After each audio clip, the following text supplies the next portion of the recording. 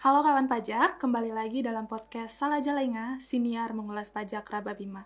Hari ini saya Dewi Sardila sebagai host pada podcast episode kali ini sudah kedatangan tamu spesial nih, yaitu seorang pengusaha sukses dan inspiratif di Kota Bima. Langsung saja kita sapa, selamat datang Ibu Anugrah Isnaini. Alhamdulillah, terima kasih. Kami ucapkan terima kasih banyak karena sudah bersedia hadir dan menyempatkan waktu di sela-sela kesibukannya untuk bersedia yaitu menjadi narasumber pada podcast kita kali ini. Gitu ya. Mungkin kawan pajak teman-teman di rumah bertanya-tanya nih, Ibu Anugrah Isnaini ini siapa sih, usahanya apa sih di Bima gitu ya. Jadi kalau bisa saya kasih clue, Ibu Anugrah Isnaini ini pemilik salah satu usaha kuliner yang sangat terkenal di Bima gitu. Jadi kalau kawan pajak mencari tempat makan yang enak, yang nyaman, terus pelayanannya juga sangat bagus gitu, itu pasti terpikir satu nama yaitu Ilo Cake gitu ya. Jadi Ibu Anugrah Isnaini ini adalah pemilik dari Ilo Cake Bima. Gitu. Mungkin biar teman-teman bisa lebih mengenal lagi, Ibu bisa langsung memperkenalkan diri ya, Bu ya. Boleh. Ya.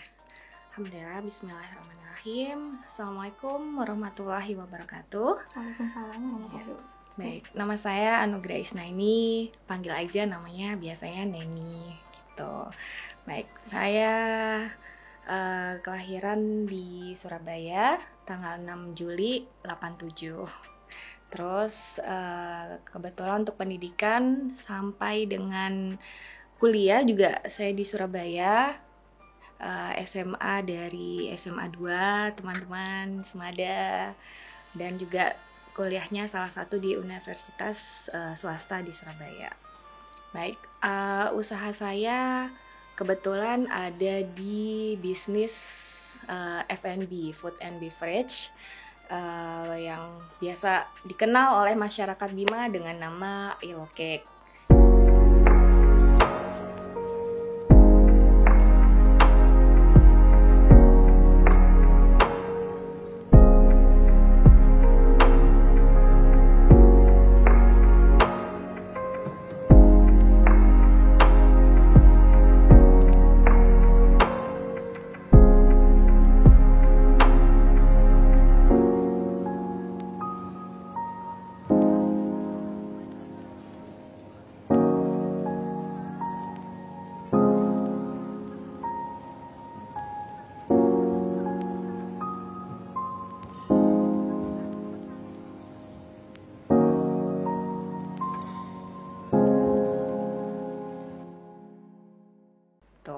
Jadi kita menjual beberapa kue di situ, ada donat juga, ada pastry, ada roti, dan juga alhamdulillah 3 tahun ini sudah berkembang ke seperti resto. Jadi sudah kita menjual untuk main course, ada appetizer, ada beverage, macam-macam. Jadi alhamdulillah Ilo Cake sudah mau 9 tahun gitu. Jadi yang sudah kenal dengan Ilo Cake silahkan datang. Iya, kebetulan saya juga salah satu tempat favorit saya di Bima itu Ilo Cake ya. Bersyukur sekali pertama kali Ilo Cake buka, akhirnya ada tempat seperti itu gitu di gitu Bima ya. Iya, jadi seperti yang kita ketahui kan Ilo Cake ini merupakan bisnis di bidang kuliner yang bisa dibilang konsepnya baru gitu di Bima. Sebelumnya setahu saya belum pernah ada restoran semacam Ilo Cake ini gitu di Bima ya, Bu ya. Jadi mungkin bisa diceritakan dari mana sih ada idenya mungkin dari awal merintis Ilo Cake ini sampai bisa menjadi Ilo Cake seperti sekarang ini, Bu. Oke. Ya awalnya sih mungkin dari saya pribadi itu sama seperti mbak-mbak dan masnya gini, saya pun awalnya pegawai gitu. Jadi saya datang ke Bima waktu itu tahun 2011 gitu. Jadi setelah itu kurang lebih sekitar 1 tahun saya bekerja di waktu itu bank pemerintah ya, BUMN salah satunya.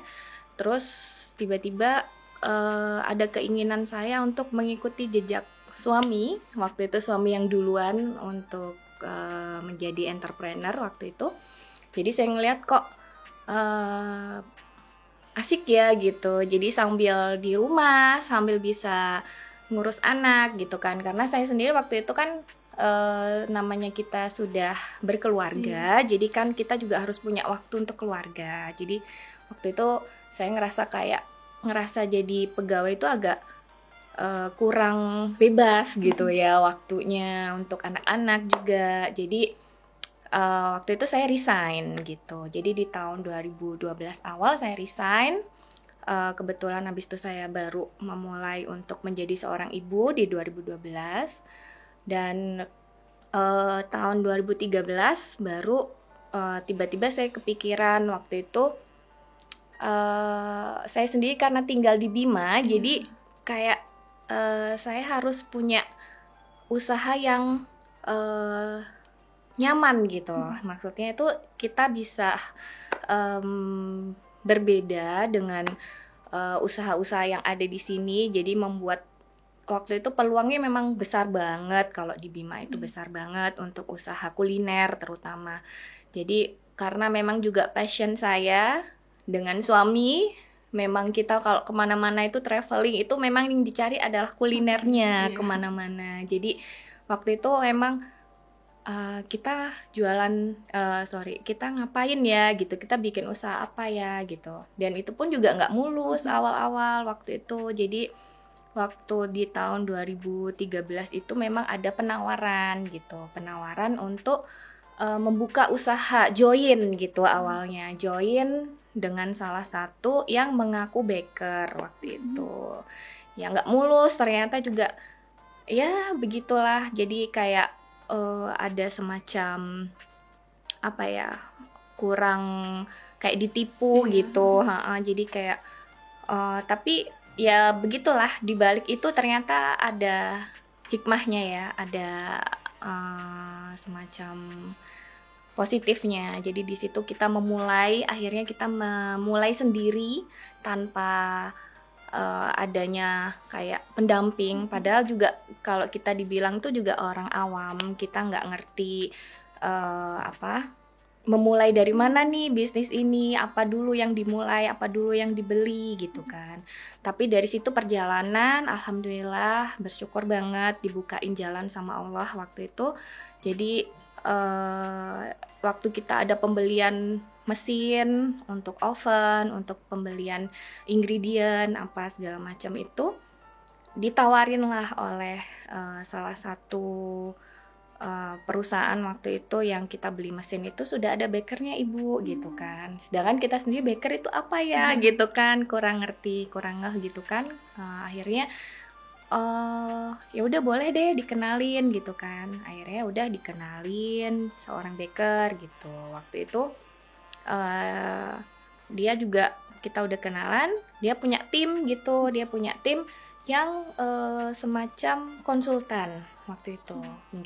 Jadi konsultan untuk membukakan memang toko roti gitu. Pengalamannya mereka juga pernah bekerja di perusahaan-perusahaan yang sudah besar ya. Jadi kayak semacam perusahaan-perusahaan yang donat, terus roti, ya, kayak gitu. Jadi waktu itu akhirnya kita sama suami sekalian memang langsung membuka, ngelihat peluangnya besar. Jadi memang saya sama suami itu langsung mempunyai keinginan untuk memberikan sesuatu yang lebih gitu ya di Kota Bima. Jadi kalau bisa kita punya sesuatu yang bisa memberikan kayak semacam menjadi oleh-oleh gitu untuk di Bima sendiri gitu ceritanya. Jadi ya terfikirlah itu untuk membuka toko roti. Idenya juga dari situ. Terus kita juga waktu itu disupport dengan tim yang akhirnya alhamdulillah Ilokek bisa seperti sekarang gitu. Iya. Jadi awalnya memang dari toko roti ya Bu ya? Iya betul, toko roti awalnya. Lalu kenapa bisa terpikirkan untuk dari toko roti yang mungkin pelanggannya terbatas ya, hanya untuk orang-orang yang mau membeli roti, untuk bisa jadi seperti restoran yang semacam ini gitu Bu? Betul. Jadi di toko roti itu kurang lebih dari tahun 2013 sampai dengan 2019. Jadi waktu itu kita juga di toko roti terbatas dengan kita kan awalnya ngontrak dulu dengan survei pasar seperti apa. Oh ternyata kita melihat juga perkembangan di luar Bima di Jawa itu toko roti yang ada itu juga berkembang untuk membuka kuliner gitu kan, membuka kafe, membuka resto kayak gitu. Jadi kita semangat banget waktu itu karena memang kita sendiri seneng gitu loh dengan hal-hal yang seperti kuliner betul. Jadi waktu itu alhamdulillah ada jalan juga, ada rezeki dari Allah itu kita bisa membeli tempat yang di depannya ILO waktu itu nggak jauh juga alhamdulillah, dan itu memang jadi lebih fleksibel kita untuk membuat seperti apa gitu loh, karena kan sebelumnya ruko kan itu yang di toko roti jadi kan hanya sebatas satu petak gitu satu itu, terus akhirnya kita punya konsep waktu itu yang lagi memang untuk konsepnya resto itu saya maunya yang cozy gitu kan, yang maunya yang bisa nyaman lah kita di Bima itu, jadi ngerasa kayak bukan di Bima gitu kan. Biasanya kan ngerasa di Bima itu panas banget gitu kan, jadi dengan agak cuaca yang ekstrim gitu, jadi kita bisa menciptakan suatu tempat yang emang bener-bener bisa lah untuk menjadi kayak satu tujuan lah di Bima. Jadi kemana nih orang kalau misalnya pengen relax, pengen enjoy gitu ya, alhamdulillah dengan adanya ILO Cake kita bisa gitu. Jadi saya juga penasaran nih Bu, dari ILO Cake ini kan sebenarnya namanya tuh simple tapi gampang diingat gitu. Itu awalnya penamaan ILO Cake itu artinya apa sih Bu? Kalau boleh tahu. Betul. Ya, jadi awalnya ILO Cake itu memang sih banyak orang yang dengan awalnya itu dengan tahu produk kita, donat, roti dan sebagainya yang sudah nggak asing lagi ya, kayak yang ada di Jawa itu. Dikiranya memang ILO Cake ini sebenarnya awalnya kayak franchise gitu, dikiranya gitu kan. Tapi habis itu juga banyak juga yang nanya gitu, dari mana nih nama ILO Cake gitu kan. Awalnya itu kita punya anak ya, namanya itu Ilham. Jadi namanya Ilham Afrilio. Jadi dari situ awalnya kita dari nama anak itu awalnya sih dari Ilio-nya. Ilio cake-nya kan udah biasa ya namanya cake gitu. Nah, terus katanya suami kalau di Bima itu ILO aja, dia bilang gitu, karena dari arti itu ILO sendiri itu kayak lampu cahaya gitu ya, betul. Jadi harapan kita juga semoga ILO Cake menjadi cahaya di kota Bima gitu. Iya, jadi dari nama itu sekarang udah bisa jadi seperti ini ya gitu ya. Iya, alhamdulillah. Terus dari menjalankan ILO Cake sejak awal itu sampai menjadi sekarang ini tuh apa sih tantangan-tantangan besar yang pernah dihadapi gitu Bu? Ya, betul. Banyak sih kalau masalah tantangan itu. Kita juga dari segi kayak pengelolaan, terutama dari manajemen internnya sendiri gitu, dari karyawan itu juga banyak sekali, terutama ini kayak ingredient, bahan baku habis.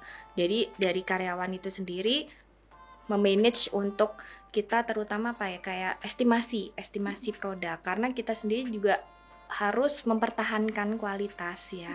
Jadi terutama kita fokus untuk gimana caranya ILO yang awal buka rasanya A tetap harus A gitu ya. Jadi harga naik pun dari situ kita lebih baik untuk menaikkan harga daripada untuk mengurangi kualitas itu. Jadi tapi nggak terlalu sih signifikan untuk kenaikannya ya untuk yang sekarang. Jadi estimasi karyawan sendiri untuk apa ya, tantangannya itu kayak bahan-bahan bakunya kita kan dari luar Bima, betul. Jadi kayak memang mereka juga kadang keterlambatan dari ekspedisinya, pengirimannya itu.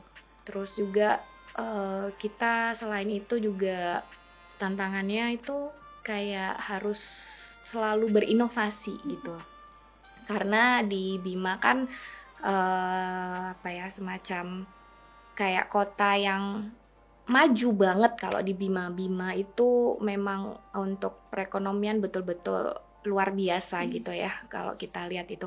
Jadi kita harus bisa memberikan sesuatu yang apa ya, kayak nggak membosankan gitu loh di Bima. Jadi kan kita harus benar-benar berpikir, berinovasi gimana caranya biar produk kita itu tidak membosankan gitu. Jadi harus selalu berkembang, harus kreativitas anak-anak juga harus ada. Kita juga ada apa ya, misalnya kita sendiri kalau lagi pulang ke Surabaya, kita melihat ada perkembangan untuk toko roti, untuk resto, untuk apa, nah, itu selalu kita implementasikan di toko kita gitu.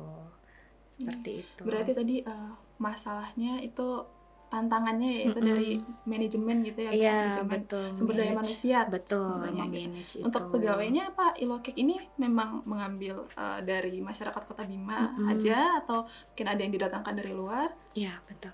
Jadi untuk awal dulu memang kita ada meng-hire dari tim konsultannya sendiri, harus ada, saya bilang, yang bisa stay di Bima minimal setahun lah. Tapi kita juga harus membuka peluang, membuka lapangan pekerjaan untuk masyarakat Bima sendiri gitu. Jadi banyak di Ilokek yang dari Bima. Alhamdulillah mereka yang dari nol tidak bisa membuat kue, malah SMA juga ada yang dari SMK, dari kayak apa ya, kayak otomotif atau apa, kita ajarin asal mereka punya niat untuk bekerja, niat untuk bisa fokus. Alhamdulillah mereka bisa sampai sekarang masih ada yang bertahan gitu. Jadi menurut Ibu nih, dengan kondisi di Bima yang serba terbatas, mungkin dari sumber daya manusianya juga atau dari bahan baku, dan juga nggak ada pesaingnya gitu restoran semacam ini. Menurut Ibu, dengan hal-hal tersebut gitu, membuka usaha seperti ini di Bima tuh malah menguntungkan atau malah menjadi tantangan gitu, Bu?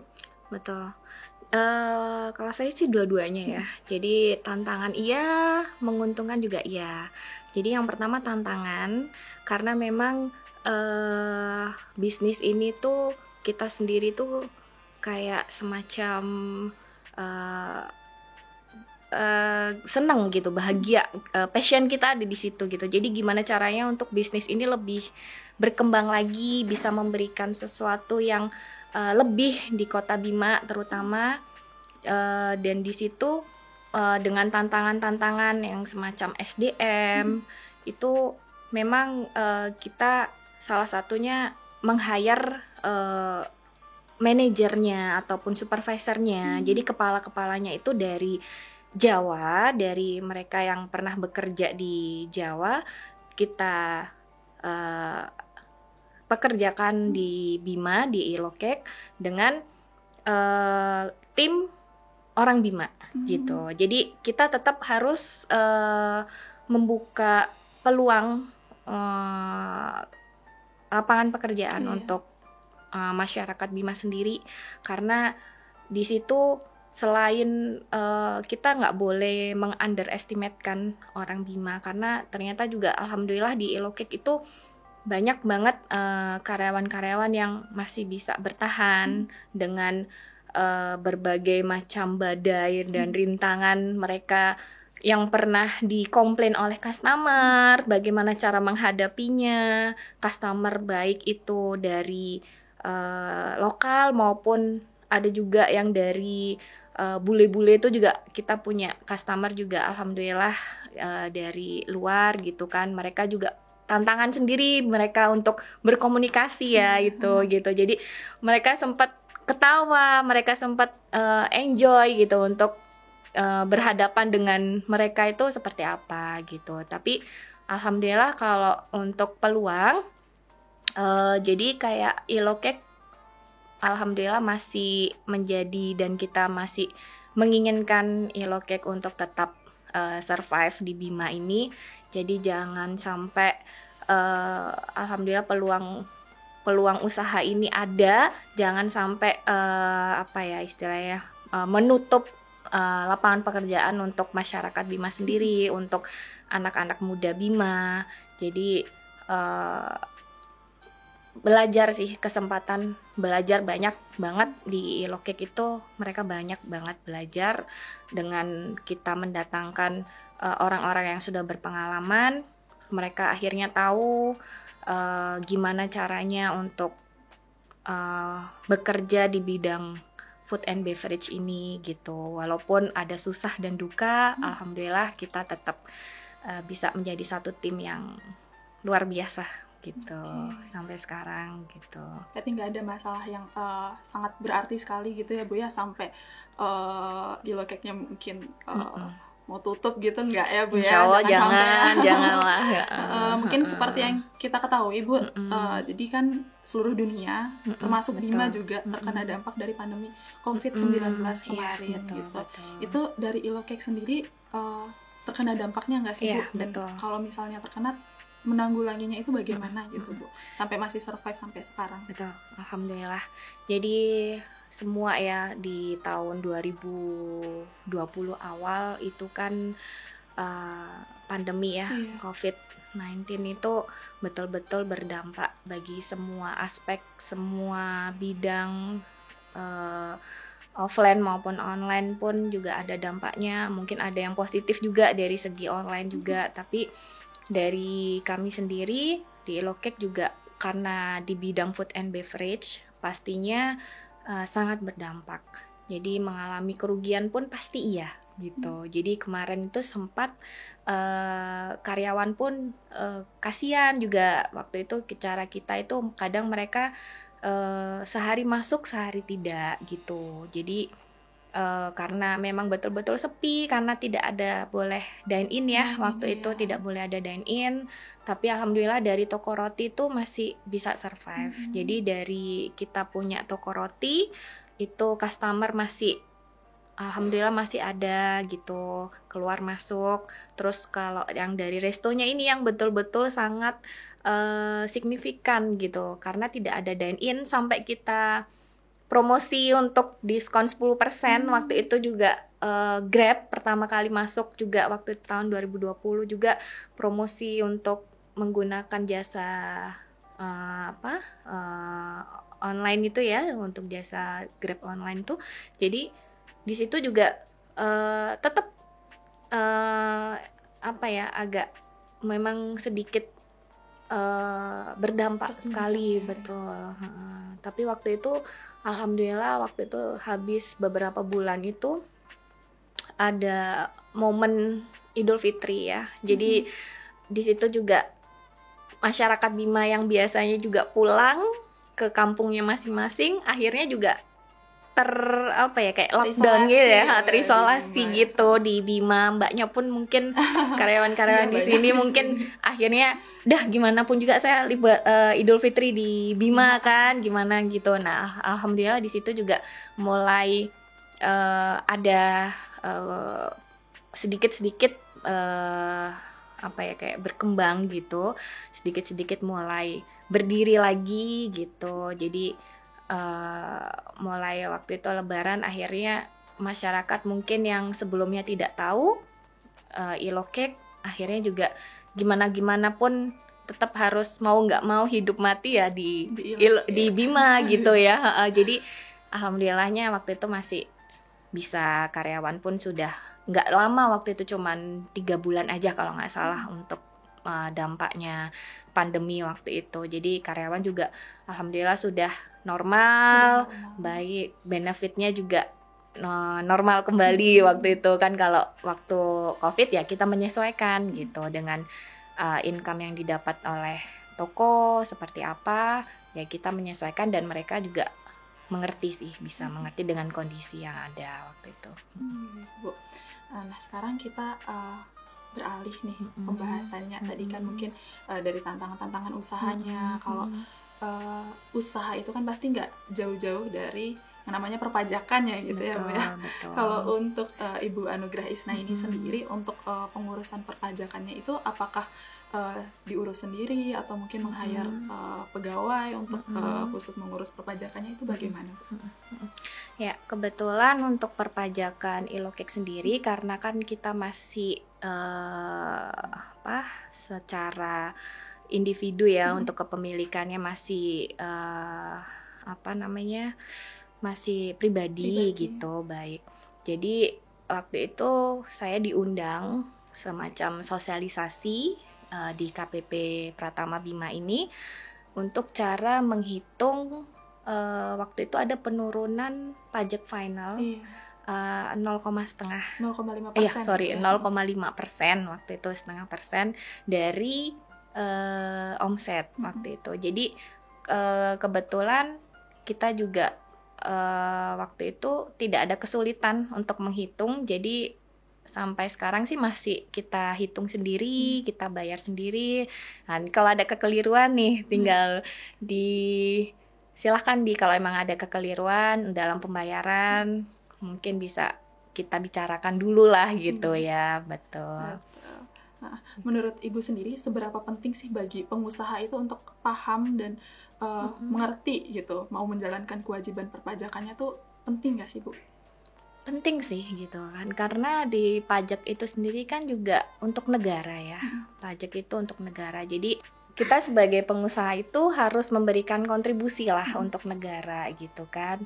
Karena dari kontribusi itu sendiri untuk negara, dan dari negara itu juga nantinya akan kembali ke kita sendiri gitu. Baik, jadi kayak semacam kita bekerja itu kayak gotong royong lah gitu ya, gotong royong ya untuk negara ya. Semoga memang betul-betul dana ini memang yang kita bayar memang betul-betul untuk kembali ke kita sendiri gitu, yang benar-benar kita harapkan gitu loh. Jadi mungkin semua pengusaha juga akan ikhlas membayar kalau memang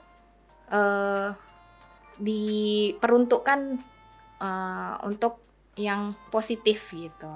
Jadi ada feedback untuk kita juga, pengusaha juga, dari negara juga adalah dipermudah dalam berusaha itu tadi. Jadi kita sama-sama pastinya harus saling menguntungkan gitu sih, harapan saya sih seperti itu. Iya, berarti untuk masalah perpajakannya itu masih diurus sendiri gitu ya Bu ya. Masih diurus selama sendiri. Mengurus perpajakannya nih selama ini gitu, ada kendala nggak sih Bu? Atau mungkin bisa sharing pengalamannya selama menjadi wajib pajak di KPP Pratama Bima gitu selama ini. Kalau untuk kendala sih alhamdulillah masih belum ada untuk Ilokek. Jadi alhamdulillah kalau misalnya ada bersurat gitu, dan segera kita tanggepin, segera memang kita menghadap bagaimana solusi yang terbaik. Jadi kita cari betul-betul win-win solution ya. Jadi yang tidak merugikan untuk kita pengusaha, dan juga gimana pegawai pajak sendiri juga menjalankan tugas mereka juga dengan tugasnya seperti apa. Kita juga menjalankan kewajiban kita sebagai seorang warga negara, pastinya yang terbaik lah gitu. Jadi kalau untuk alhamdulillah masih belum ada masalah gitu. Alhamdulillah ya berarti. Alhamdulillah masih belum ada masalah. Ibu, ini pertanyaan terakhir gitu sih Bu ya. Boleh. Apa sih pesan gitu mungkin tips and trick juga gitu dari Ibu sebagai pengusaha yang bisa dibilang mungkin sekarang sudah sukses gitu ya usahanya gitu, untuk kawan pajak di rumah nih mungkin yang berkecimpung di dunia kuliner juga atau mungkin usaha lainnya untuk menjadi pengusaha yang sukses dan juga patuh terhadap kewajiban perpajakannya. Oke. Berat nih pertanyaannya. Jadi kalau untuk dibilang kita pengusaha gitu, alhamdulillah kalau untuk sarannya sih kita bersyukur aja. Kita bersyukur dengan apa yang kita miliki. Kita berusaha dengan passion kita, dengan semangat kita yang membuat kita bahagia di situ. Jadi kalau saya bilang tuh biasa my passion, my business gitu ya. Jadi apa yang membuat saya bahagia di situ saya akan bersemangat untuk mencapai, dan disitulah ada peluang bisnisnya. Nah, sebagai seorang bisnis, kita juga pastinya mempunyai kewajiban-kewajiban, baik itu kewajiban untuk pemerintah daerah dan pemerintah pusat sendiri. Jadi kalau untuk pemerintah daerah biasanya kalau untuk resto itu ada pembayaran pajak untuk ya betul restribusinya, dan kalau untuk negara pastinya kita positive thinking aja. Jadi biasanya kalau ngomong pajak itu kan agak udah minggir duluan ya gitu kan, agak minder gitu, yang nggak ngerti. Saya pun orang awam yang nggak ngerti pajak tapi tetap berusaha untuk selalu taat untuk memang ada kewajiban gitu, memang untuk membayar pajaknya setiap bulan dan memberikan kontribusi untuk negara. Jadi semoga bisa bermanfaat apa yang kita berikan, semoga bisa memberikan manfaat yang positif untuk negara kita, dan nantinya pun akan kembali ke kita sendiri. Itu aja. Wah, banyak sekali ya ilmu yang bisa kita dapat dari podcast kita pada sore hari ini gitu. Mungkin bagi wajib pajak di rumah juga yang punya usaha atau yang baru mau memulai usaha gitu bisa mendapatkan banyak pelajaran dari podcast kali ini gitu. Sekali lagi terima kasih Bu Anugrah Isnaini atas sharingnya. Mungkin sebelum kita tutup nih Bu, mau ada yang dipromosikan gitu dari usahanya baik, gitu. Baik. Terima kasih. Bagi semua warga yang ada di Kota Bima khususnya, silakan datang ke tempat kami di Ilokek. Di sana kami menjual beberapa produk makanan, minuman, dan juga dengan tempat yang cozy, nyaman, relax. Silakan kunjungi toko kami Ilokek yang ada di Jalan Soekarno-Hatta di Pane, di depan Bank Syariah Indonesia. Dan juga jangan lupa follow IG kami di @ilokek dan juga Facebook kami di ILO-ICC. Terima kasih. Assalamualaikum warahmatullahi wabarakatuh. Nah, kawan pajak jangan lupa ya untuk abis ini kita sama-sama ke Ilokek gitu ya Bu ya, karena saya juga excited sekali menunggu menu baru dari Ilokek gitu. Jangan lupa juga untuk follow media sosial Ilokek tadi seperti yang disebutkan. Dan buat teman-teman yang tertarik dengan video seperti ini, jangan lupa untuk nonton episode-episode podcast kita yang lain dan juga subscribe YouTube kami di KPP Pratama Rababima agar tidak ketinggalan video-video yang lainnya.